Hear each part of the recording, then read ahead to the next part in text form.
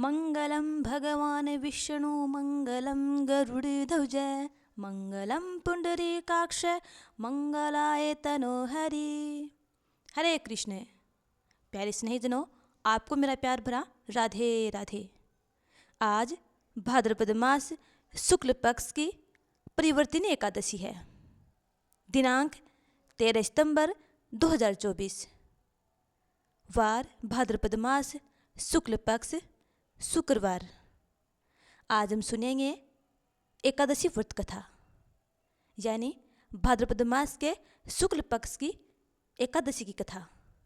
तो आइए प्रेम पूर्वक भगवान गणेश का स्मरण कर भगवान विष्णु और माता लक्ष्मी का ध्यान करते हुए कथा को प्रेम पूर्वक श्रवणपान करते हैं। एक बार युधिष्ठिर जी कहने लगे भगवान श्री कृष्ण से, हे भगवान, भाद्रपद शुक्ल एकादशी का क्या नाम है? इसकी विधि तथा इसका महात्म्य कृपा करके मुझसे कहिए। तब भगवान श्री कृष्ण कहने लगे कि इस पुण्य, स्वर्ग और मोक्ष को देने वाली तथा सब पापों का नाश करने वाली उत्तम वामन एकादशी का महात्म्य मैं तुमसे कहता हूँ। तुम ध्यानपूर्वक श्रवणपान करो। यह पद्मा या परिवर्तिनी एकादशी जयंती एकादशी भी कहलाती है। इसका यज्ञ करने से वाजपेय यज्ञ का फल प्राप्त होता है। पापियों के पाप नाश करने के लिए इससे बढ़कर कोई उपाय नहीं है। जो मनुष्य इस एकादशी के दिन मेरी यानी वामन रूप की पूजा करता है, उससे तीनों लोक पूज्य होते हैं। अतः मोक्ष की इच्छा करने वाले मनुष्य इस व्रत को अवश्य करें। जो कमल नयन भगवान का कमल से पूजन करते हैं, वे अवश्य भगवान के समीप जाते हैं। जिसने भाद्रपद शुक्ल एकादशी को व्रत और पूजन किया, उसने ब्रह्मा विष्णु सहित तीनों लोगों का पूजन किया। अतः हरिवासर अर्थात एकादशी का व्रत अवश्य करना चाहिए। इस दिन भगवान करवट लेते हैं, इसलिए इसको परिवर्तिनी एकादशी भी कहते हैं। भगवान के वचन सुनकर युधिष्ठिर जी बोले कि भगवान, मुझे अति संदेह हो रहा है कि आप किस प्रकार सोते और करवट लेते हैं तथा किस तरह राजा बलि को बांधा और वामन रूप रखकर क्या क्या लीलाएं की। चातुर्मास के व्रत की क्या विधि है तथा आपके शयन करने पर मनुष्य का क्या कर्तव्य है, सो आप मुझसे विस्तार पूर्वक बताइए। श्री कृष्ण कहने लगे कि हे राजन, अब आप सब पापों को नष्ट करने वाली कथा को श्रवणपान करें। त्रेता युग में बलि नामक एक दैत्य था। वह मेरा परम भक्त था। विविध प्रकार के वेद सूक्तों से मेरा पूजन किया करता था और नित्य ही ब्राह्मणों का पूजन तथा यज्ञ के आयोजन करता था। लेकिन इंद्र से द्वेष के कारण उसने इंद्रलोक तथा सभी देवताओं को जीत लिया। इस कारण सभी देवता एकत्र होकर सोच विचार कर भगवान के पास गए। बृहस्पति सहित इंद्र आदि देवता प्रभु के निकट जाकर और नतमस्तक होकर वेद मंत्रों द्वारा भगवान का पूजन और स्तुति करने लगे।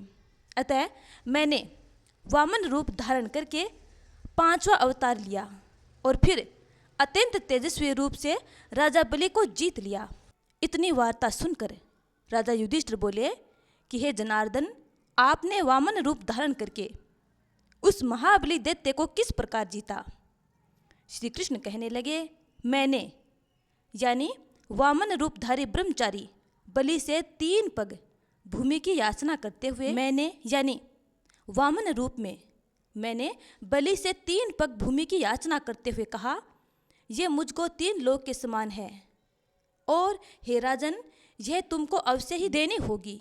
राजा बलि ने इसे तुच्छ याचना समझकर 3 पग भूमि का संकल्प मुझको दे दिया और मैंने अपने त्रिविक्रम रूप को बढ़ाकर यहाँ तक कि भूलोक में पद, भूलोक में जंघा, स्वर्गलोक में कमर, महलोक में पेट, जनलोक में हृदय, यमलोक में कंठ की स्थापना कर सत्यलोक में मुख, उसके ऊपर मस्तक स्थापित किया। सूर्य, चंद्रमा आदि सब ग्रह, गण, योग, नक्षत्र, इंद्रादिक देवता और शेष आदि सब नागगणों ने विविध प्रकार से वेद सूक्तों से प्रार्थना की। तब मैंने यानी वामन ने राजा बलि का हाथ पकड़कर कहा कि हे राजन, एक पद से पृथ्वी, दूसरे से स्वर्ग लोक पूर्ण हो गए हैं, अब तीसरा पग कहाँ रखूं? तब राजा बलि ने अपना सिर झुका लिया और मैंने अपना पैर उसके मस्तक पर रख दिया, जिससे मेरा वह भक्त पाताल को चला गया।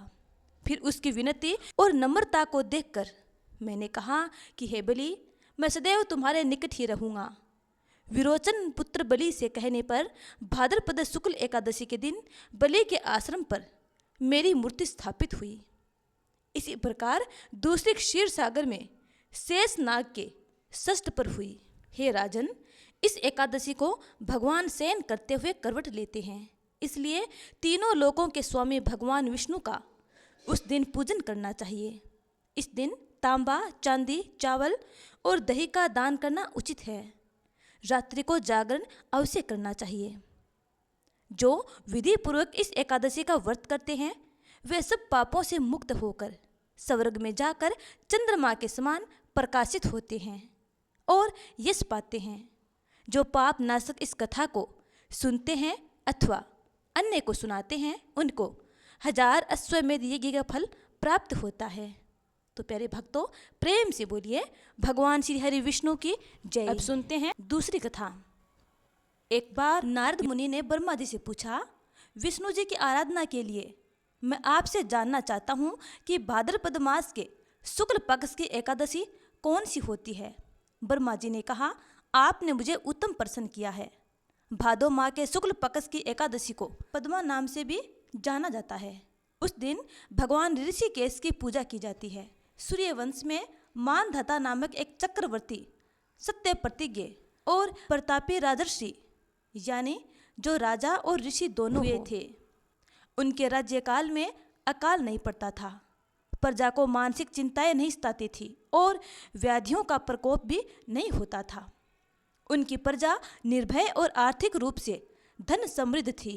महाराज के कोष में केवल ईमानदारी से अर्जित धन का ही संग्रह था।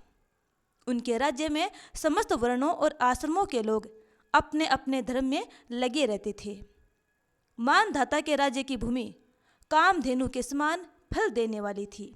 उनके राज्यकाल में प्रजा का जीवन काफी सुखमय था। एक बार किसी कर्म के फल भोग के कारण राजा के राज्य में 3 वर्षों तक बारिश नहीं हुई, जिससे भूख से पीड़ित प्रजा नष्ट होने लगी। प्रजा महाराज के पास आकर कहने लगी कि आपको प्रजा की बात सुननी चाहिए। जल भगवान का निवास स्थान है, इसलिए वे नारायण कहलाते हैं।